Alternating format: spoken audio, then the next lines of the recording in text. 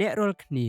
នឹងស្គាល់សេចក្តីពិតហើយសេចក្តីពិតនោះនឹងប្រោសឲ្យអ្នករាល់គ្នាបានរួចគេទូលឆ្លើយថាយើងរាល់គ្នាជាពូជលោកអាប់រ៉ាហាំក៏មិនដែលធ្វើជាបាបបំរើរបស់អ្នកណាឡើយម្ដេចក៏អ្នកថាយើងនឹងបានរួចដូច្នេះព្រះយេស៊ូវមានព្រះបន្ទូលតបថាប្រាកដមែនខ្ញុំប្រាប់អ្នករាល់គ្នាជាប្រាកដថាអស់អ្នកណាដែលប្រព្រឹត្តអំពើបាបនោះជាបាបបំរើរបស់អំពើបាបនោះហើយរីឯបាបបំរើគេមិននៅជួបក្នុងផ្ទះដរាបទេតែព្រះរាជបុត្រាទ្រង់នៅជួបអស់កលជានិច្ចវិញដូច្នេះបើព្រះរាជបុត្រាប្រោសឲ្យអ្នករាល់គ្នាបានរួចនោះនឹងបានរួចជាពិតហើយអ្នករាល់គ្នាបានត្រឡប់ជាបាបបំរើនៃសេចក្តីសុចរិតវិញដោយទ្រង់បានប្រោសឲ្យរួចពីអំពើបាបហើយខ្ញុំនិយាយតាមបែបមនុស្សលោកដោយព្រោះសេចក្តីកំសោយរបស់សាច់ឈាមនៃអ្នករាល់គ្នាបិទដូចជាកាលពីដើម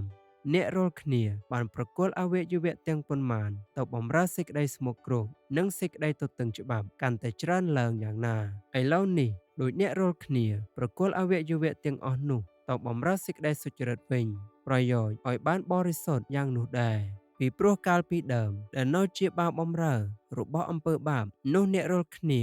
មិននៅក្នុងអំណាចនៃសេចក្តីសុចរិតទេ